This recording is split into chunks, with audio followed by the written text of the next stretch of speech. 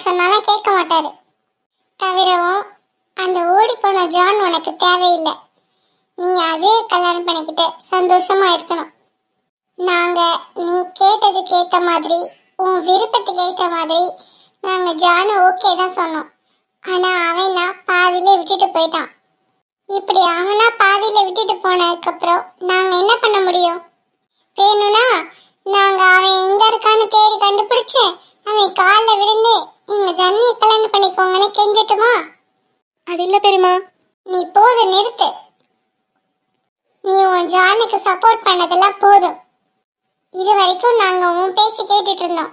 இனிமேலாவது எங்க பேச்சு நீ கேளு. நாங்க எது செஞ்சாலும் அது உன் நல்லதுக்காகத்தான் இருக்கும். நீ காதலிச்ச அந்த ஜானை விட நம்ம அஜய் எவ்வளவோ மேலு. அவன் உன் மேல உயிரே வச்சிருக்கான். கண்டிப்பா அவன் உன்னை நல்லபடியா பார்த்துப்பான். அதனால உங்க அப்பா எடுத்த முடிவு தான் சரி. இதுக்கு நாங்க யாரும் குறுக்க நிக்க போறது இல்ல. இல்ல இல்ல பெரியமா, ஒரு நிமிஷம். மா, கரெக்டா சொன்னீங்க. ஜானை விட அஜய் தான் நம்ம ஜனனியை நல்லா பார்த்துப்பான். அந்த ஜான் நம்ம ஜனனியை வேணான்னு சொல்லிட்டு போனதும் ரொம்ப நல்லதுக்கு தான். அஜய் இவ இல்லாம பித்து பிடிச்ச மாதிரி இருந்தான். இப்பதான் அவன் முகத்தை பார்க்கவே நல்லா இருக்கு. அவ மேல உயிரே வச்சிருக்க அஜய் கண்டிப்பா அவளை கண் கலங்காம பார்த்துப்பான். நமக்கும் அதுதானமா வேணும். ஆமா அர்ஜுன், அதைத்தான் நானும் இவகிட்ட சொல்லிட்டு இருக்கேன். என்ன மாமா, நீங்களும் இப்படி பேசினா என்ன அர்த்தம்?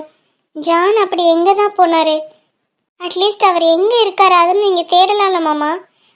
தேடி கண்டுபிடிச்சு இந்த லெட்டர்ல இருக்கிறது உண்மையா என்னன்னு நீங்க கேட்டு தெரிஞ்சுக்கலாம்ல மாமா. இப்படி வெறும் லெட்டரை மட்டும் வச்சு அவரை முடிவு பண்றது தப்பு மாமா. நீ பேசாம இருமஹா. எனக்கு ஜானை பத்தி நல்லாவே தெரியும். தவிரவும் அவன் எங்க இருக்கான்னு தேடி கண்டுபிடிக்கிற அவசியம் எனக்கு இல்லை. அவன் போனவனாவே இருக்கட்டும். ப்ளீஸ் மாமா, ஜானண்ணா எங்க இருக்காருன்னு தேடி கண்டுபிடிங்க மாமா. நம்ம ஜனனியை பார்த்தா ரொம்ப பாவமா இருக்கு மாமா. உயிருக்கு உயிரை நேசிச்ச ஒரு பையனை காணோன்னா அந்த பொண்ணு மனசு எவ்வளோ கவலைப்படணும் உங்களுக்கு தெரியாது மாமா. அவன் எங்க இருக்கான், என்ன பண்ணிட்டு இருக்கான்னு தெரிஞ்சுக்கிற வரைக்கும் அவன் மனசு கிடந்து அடிச்சுக்கும். அதெல்லாம் உங்களுக்கு புரியாது. ஓ அப்படியா? ஆமா ஆமா, எனக்குலாம் இது புரியாது. இவளுக்கு இருக்கிற மாதிரி அவனுக்கும் அங்க தோணி இருக்கணும்.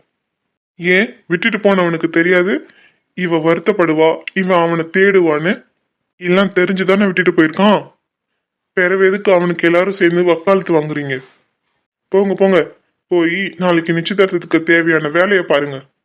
நாளைக்கு அஜய்க்கும் ஜானனிக்கும் நிச்சயதார்த்தம் நடக்கும். இதுக்கு இடையில யாரும் குறுக்க வராதிங்க.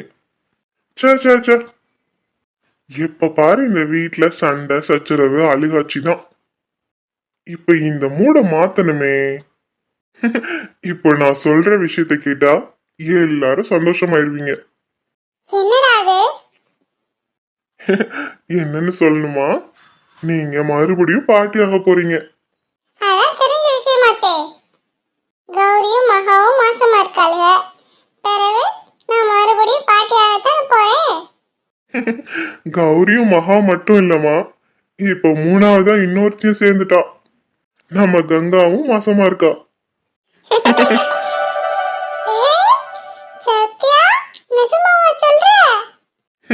நிஜமாத்தமா சொல்றேன். இப்பதான் போய் டாக்டர்கிட்ட கன்ஃபார்ம் பண்ணிட்டு வந்தோம்.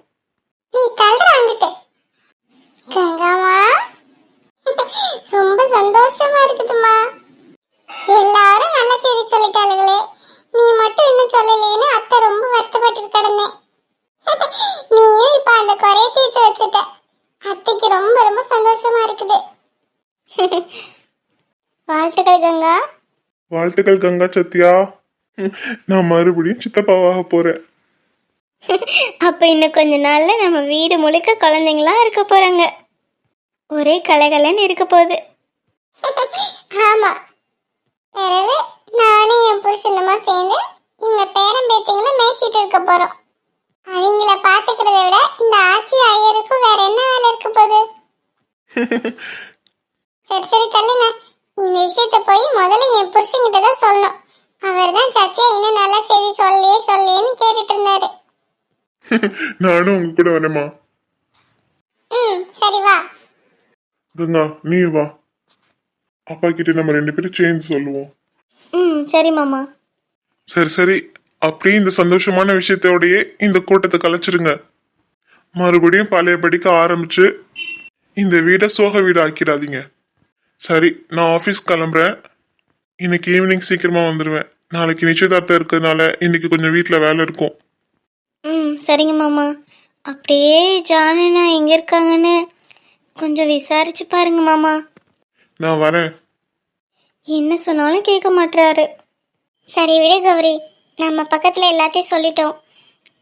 இனி நடக்கிறது நடக்கட்டும். ஜனனி, வருத்தப்படாத ஜனனி. எது நடந்தாலும் ஏற்றுக்கோ. அவ்வளோதான் எங்களால் இப்போ சொல்ல முடியும். ஆமாம் ஜனனி, எங்களால் எவ்வளோ முடியுமோ நாங்களும் முயற்சி பண்ணிட்டோம். பரவாயில்ல, இருக்கட்டும் மகா. சரி, எங்களுக்கு 2 பேத்துக்கும் அடுப்படியில் வேலை இருக்குது, நாங்கள் போகிறோம். நீ எதையும் போட்டு தேவையில்லாமல் குழப்பிக்காம போய் நல்லா ரெஸ்ட் எடு. சரி. இவங்க எல்லார்கிட்டையும் சொல்லி ஒரு பிரயோஜனமும் கிடையாது. நம்ம இங்கே இருந்தோம்னா கண்டிப்பாக நம்மளுக்கு அஜயோட நிச்சயதார்த்தம் பண்ணிடுவாங்க. அதனால இன்னைக்கு நைட்டோட நைட்டா நான் வீட்டை விட்டு போக போகிறேன். என் ஜான் எங்கே இருந்தாலும் தேடி கண்டுபிடிக்க போகிறேன். அது வரைக்கும் இவங்க என்ன சொன்னாலும் சரி சரின்னு சொல்லணும். இன்னைக்கு நைட்டு இவங்க யார் கண்ணிலே படாமல் எங்கேயாச்சும் கிளம்பி போயிடணும். அதான் கரெக்டாக இருக்கும். ஏண்டா, நான் இல்லாத இந்த 2 நாள் நல்லா என்ஜாய் பண்ணுவல? அடிப்போடி இவளே, நானே இந்த 2 நாளை யாரை கட்டி பிடிச்சி தூங்குறதுன்னு யோசிச்சுட்டு இருக்கேன். லூசு லூசு, பையன் வச்சுக்கிட்டு பேசுகிற பேச்சா இது? அவன் இப்படி காது கொடுத்து கேட்பான்னு எனக்கு எப்படி தெரியும்? நான் இல்லாம நீ தாண்டி நல்லா ஜாலியா இருப்ப. அது உன் முகத்திலேயே நல்லாவே தெரியுது. யாரு, நானா? ஆமா, நான் ஊருக்கு போறேங்கிற சோகம் கூட உன் முகத்துல இல்லையே. இதுல இருந்தே தெரியல நான் போனதுக்கு அப்புறம் நீ ஜாலியா இருப்பேன்னு. ஆமா, ஊருக்கு போகும்போது மூஞ்சி சோகமா வச்சுக்கிட்டா புருஷனை வெளியே அனுப்புவாங்க? எங்களுக்கும் உள்ளுக்குள்ள இருக்குது, வெளியே காட்டிக்கல, அவ்வளவுதான். நம்பிட்டேன். நானாச்சும் உன்னை கட்டி பிடிச்சி தூங்குறதுக்கு பதிலா உன் ஃபேஸ் போட்ட பில்லோவை எடுத்துட்டு போறேன். ஆனா நீ சர்வசாதாரணமா இருக்க. சரிதான் போடா. போற 2 நாளைக்கு எவ்வளவு பெரிய பில்டப் கொடுக்குறான் பாரு. 2 நாள் வேகமா ஓடிடும். அதுக்கு போய் இவ்வளோ பெரிய பில்டப் கொடுக்குற நீ? இவ்வளோ வாய்க்கிலேயே பேசுறியே, அப்புறம் எதுக்குடா நீ 5 வருஷம் பிரிஞ்சிருந்த? பழைய கதையை இழுக்க ஆரம்பிச்சிட்டியா? இனிமே அந்த மாதிரி பிரிவு நமக்குள்ள வரக்கூடாதுன்னு தாண்டி இந்த சின்ன பிரிவும் என்னால தாங்கிக்க முடியல. ஆனா நீ ஏதோ பேசிட்டு இருக்கல. டேய் சாரிடா. டேய் அர்ஜுன். என்ன? சாரி. ஏன் நீ முடிஞ்சு போன விஷயத்த திருப்பி சொல்லி நீ காயப்படுத்திட்டே இருக்க? அதனால உனக்கு என்ன கிடைக்க போகுது? அதான் நான் தெரியாம பண்ணிட்டேன் அப்படின்னு நான் உன்கிட்ட எத்தனையோ வாட்டி மன்னிப்பு கேட்டுட்டேன். திருப்பி நான் விட்டுட்டு போனதையே என்கிட்ட சொல்லி காட்டி என்னை குத்தி காட்டிட்டு இருக்கல. அதனால எனக்கு எவ்வளோ ஹர்ட் ஆகுதுன்னு உனக்கு தெரியாது. நான் ஒத்துக்கிறேன், நான் உன்னை விட்டுட்டு போனதுக்கு அப்புறம் உனக்கு எவ்வளோ ஹர்ட் ஆயிருக்கும், நீ எவ்வளோ கஷ்டப்பட்டிருக்கேன்னு கண்டிப்பா நான் உணர்றேன். ஆனா மறுபடியும் அந்த கஷ்டத்தை உனக்கு கொடுக்க கூடாதுன்னு தாண்டி நான் யோசிச்சுட்டு இருக்கேன்.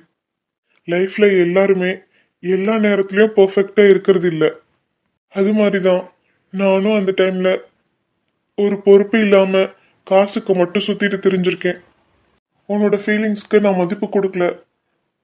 நமக்கு கல்யாணம் ஆயிடுச்சு, நமக்கு ஒரு ரெஸ்பான்சிபிலிட்டி வருதுன்னு நான் சத்தியமா யோசிக்கல. ஆனா இப்போ அதெல்லாம் நான் உணர்றேன்டி. இப்பதான் தோணுது நம்ம எல்லாரும் ஒன்னா இருக்கிறது தான் சந்தோஷம்னு. ஆனா நீ அது கொஞ்சம் கூட புரிஞ்சுக்காம பழசையே சொல்லி காட்டி என்னை காயப்படுத்துற டோரா. டேய் சாரி புருஷா, இனிமே நான் இதை சொல்லவே மாட்டேன், சரியா? I miss you so much. நானும் உன்னை ஊருக்கு போக சொன்னேன், நீ தான் வேலை இருக்கு அது இருக்குன்னு ஊருக்கு கிளம்பி போற. இப்போ என்னடா என்னைய பிடிச்சி திட்டிட்டு இருக்க? சரி விடு.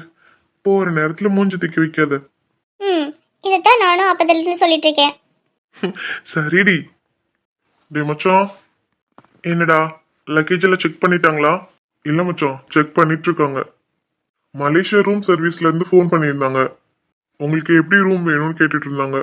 ஓ சரி, எப்படி ரூம் வேணும்னு கேட்டிருக்க? அதான் மச்சான், நீ சொன்னியே நம்ம ரூமுக்கு பக்கத்து ரூம்ல நம்ம என்ஜாய் பண்ற மாதிரி நல்ல யங் கேர்ள்ஸா இருக்கிற மாதிரி ஒரு ரூம் வேணும்னு கேட்டியே. டேய், நான் எப்பட கேட்டேன் அந்த மாதிரி? ஏ டோரா, நான் ஒன்னும் கேட்கல. நீ என்னைய பார்த்து முறைக்காதடி. என்ன மச்சான் மறந்துட்டியா? மலேசியாலயே ரொம்ப ஃபேமஸான மோனிகாங்கிற பொண்ணை நீ தானடா புக் பண்ண? மீட்டிங் முடிச்சதுக்கு அப்புறம் அவ கூட நல்லா ஜாலியா என்ஜாய் பண்ணலான்னு நீ தானே அவளை புக் பண்ணிருக்க? அவன் ஏதோ ஏதோ உளறிட்டு இருக்கான். இதுக்கும் எனக்கும் எந்த சம்மந்தமும் இல்ல. நல்லா தெரிஞ்சு போச்சுடா, நல்லா தெரிஞ்சு போச்சு. நீ மீட்டிங்னு போய் சொல்லிட்டு மலேசியால இருக்கிற அந்த மோனிகா கூட லூட்டி அடிக்க தான் போயிட்டு இருக்க. ஆனா இங்க உன்னை நான் ரொம்ப மிஸ் பண்ணுவேன் அது இதுன்னு சொல்லி ஐஸ் வச்சுக்கிட்டு இருக்க. உன் நாடகம் எல்லாம் வெட்ட வெளிச்சமாயிடுச்சு.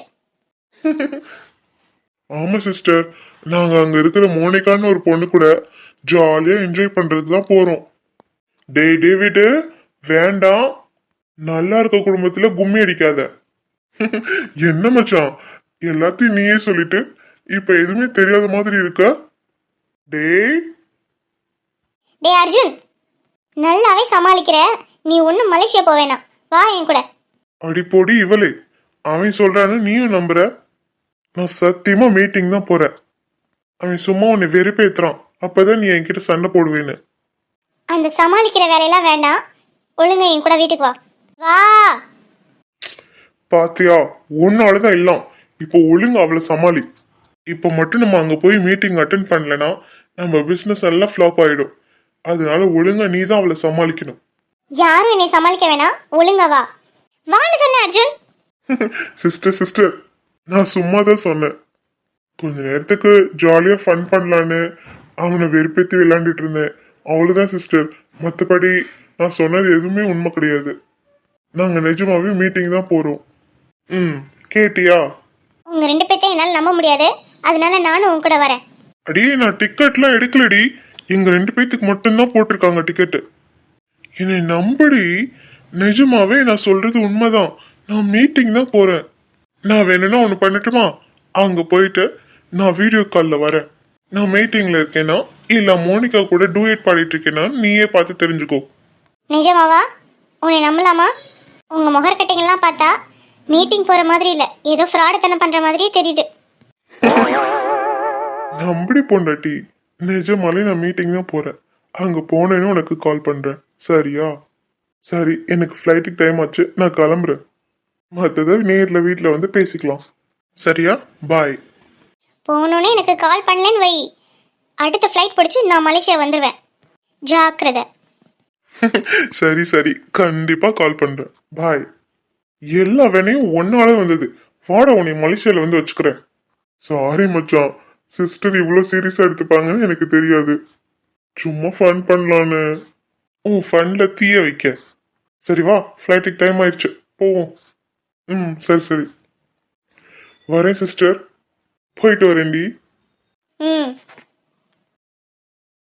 ரெண்டு ஃப்ராடை சேர்ந்து மலேசியாவில் என்ன கூத்து பண்ண போதுங்கன்னு தெரியல. நல்ல வேலை யாரும் இல்லை, எல்லாரும் எந்திரிக்கிறதுக்குள்ள நம்ம ஓடிடுவோம். ஆனால் தனியாக போக ரொம்ப பயமா இருக்கே.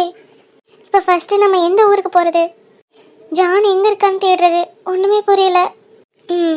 ஃபர்ஸ்ட் நம்ம சென்னைக்கு போயிடுவோம். அங்கே போய் நம்ம ஃப்ரெண்டை கூட்டிக்கிட்டு ஜான் எங்கே இருக்கான்னு தேடுவோம். ஒருவேளை அப்பா கண்டுபிடிச்சி சென்னைக்கு வந்துட்டாருன்னா ஃபோனை சுவிட்ச் ஆஃப் பண்ணி வச்சிடணும் ஒரு 2 நாளைக்கு. அப்பாவுக்கு கவிதா வீடு தானே தெரியும். நம்ம பேசாமல் யாழினி வீட்டுக்கு போயிடுவோம். ஆமாம், அதான் கரெக்டாக இருக்கும்.